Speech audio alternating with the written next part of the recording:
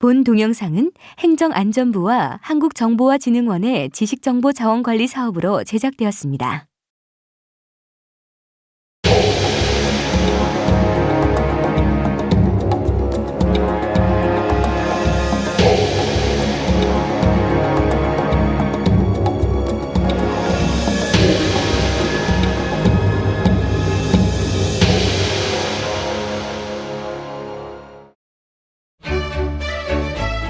미지의 세계 우주가 어떻게 형성되었을까라는 의문은 누구나 한 번쯤 해보았을 겁니다. 우주의 형성에 대해 알아보기 전에 먼저 우리 은하 주위에 있는 별, 은하에 대해 알아보겠습니다.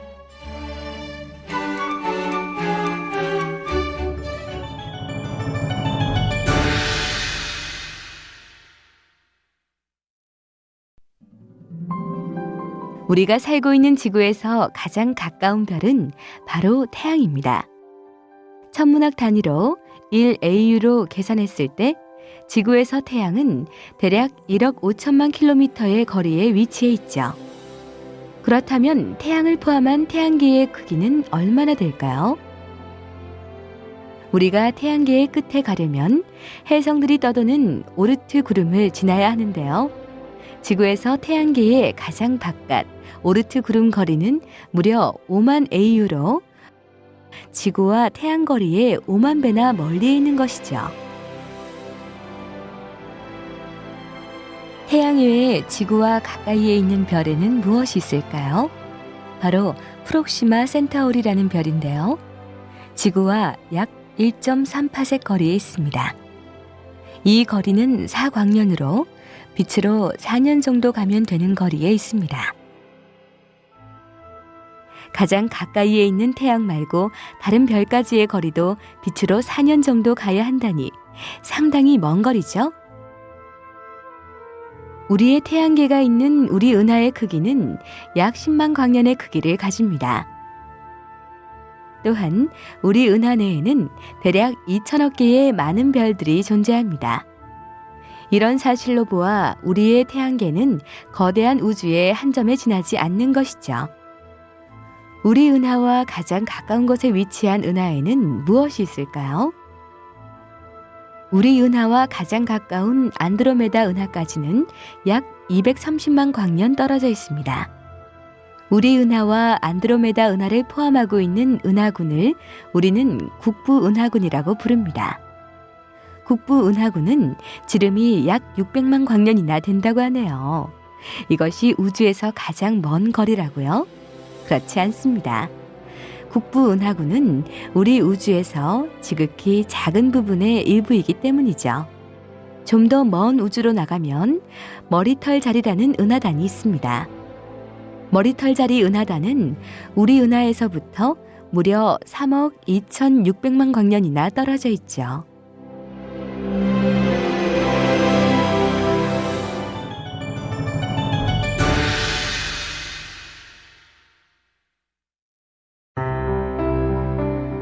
이제 우주의 구조에 대해 알아볼까요? 우선 우주의 거대 모습을 보겠습니다. 우주라는 거대한 구조를 멀리서 전체적으로 보게 된다면 우리는 우주의 중간중간에 비어있는 공간인 보이드와 선처럼 연결된 필라멘트 구조를 볼 수가 있는데요. 특히 필라멘트는 은하가 많이 모였기 때문에 생기는 구조라고 합니다. 그런데 말이죠. 우리 은하에서 먼 곳의 은하들을 관측해보면 그 은하들이 우리 은하로부터 점점 멀어지고 있다는 것을 알 수 있습니다. 주변 은하들은 왜 점점 멀어지는 것일까요? 이것은 도플러 효과로 설명할 수 있습니다. 외부 은하들의 스펙트럼을 조사해보면 흡수선이 원래 위치에 비해 파장이 긴 적색 쪽으로 치우쳐 나타나는 것을 알 수가 있는데요. 보이는 것처럼 이렇게 흡수선의 파장이 긴 적색 쪽으로 치우쳐지는 현상을 적색편이라고 합니다. 이처럼 도플러 효과에 의하면 이는 외부 은하들이 모두 우리 은하로부터 멀어지고 있다는 것을 의미하는 것입니다. 일찍이 허블은 모든 방향에서 보이는 외부 은하들의 적색 편이량을 측정하였습니다. 그 결과 외부 은하의 후퇴 속도가 거리와 비례한다는 사실을 밝혀냈는데요. 이것은 다시 말해서 거리가 먼 은하일수록 후퇴 속도가 더 빨라진다는 것을 의미합니다. 허블이 발견했다 해서 현재 이 법칙을 허블의 법칙이라고 부르고 있죠. 우주가 팽창한다는 사실을 알려준 것이 허블의 법칙입니다. 이러한 사실을 증거로 해서 빅뱅 이론이 나오게 된 것이죠. 현재 천문학자들은 빅뱅 이론이 우주의 기원을 설명하는 데 가장 적합한 이론이라고 생각하고 있습니다.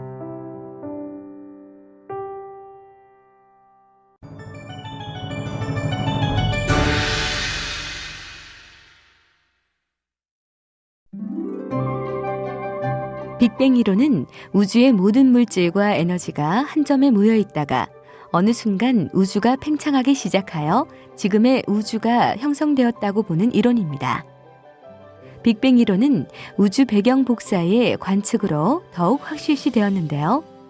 초기에 아주 뜨거운 우주가 점점 팽창한다면 어느 정도의 온도가 될까라는 의문에서 계산해본 온도가 실제 지금 현재의 우주의 온도로 우주 배경 복사로 관측이 됩니다. 얼룩덜룩 온도 차이가 나는 것으로 보이나 그 온도 차는 정밀하게 측정하지 않으면 잘 알 수 없을 만큼 작기 때문에 우주 배경 복사는 우주 모든 방향에서 같은 빛이 온다고 할 수 있습니다. 빅뱅 이후 10의 마이너스 43초, 즉 상상하기도 어려울 정도의 짧은 시간 동안에는 시공간의 혼동이 있었을 것으로 예상하고 있습니다. 이 시기는 물리적인 법칙으로는 아직 설명하기 힘든 시기입니다.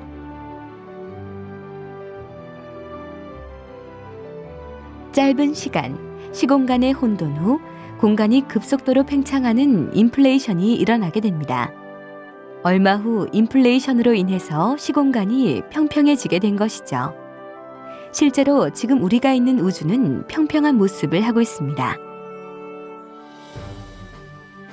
그 후 3분 정도까지 양성자, 중성자 등과 같은 입자들이 만들어지고 핵융합 반응이 종료되게 되고 우주의 대부분을 차지하고 있는 수소나 헬륨 등이 이 시기에 다 만들어졌습니다.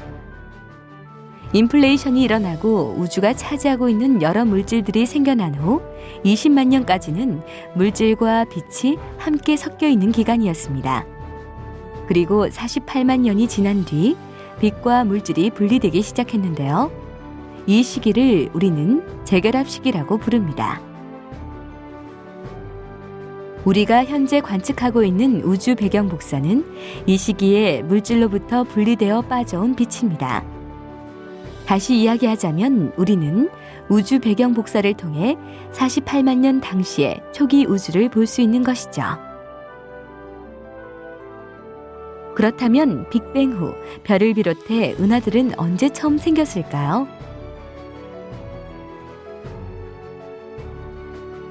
빅뱅이 일어나고 2억 년 후에 최초의 별, 즉 최초의 은하가 형성되었고요. 우리의 태양계는 빅뱅 이후 약 87억 년 뒤에 태어났다고 합니다.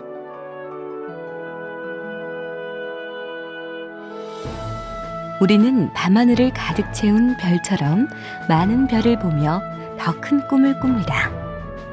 미지의 세계 우주를 향한 근원적 호기심이야말로 보이지 않는 희망과 미래를 향한 힘이 되어주는 것은 아닐까요?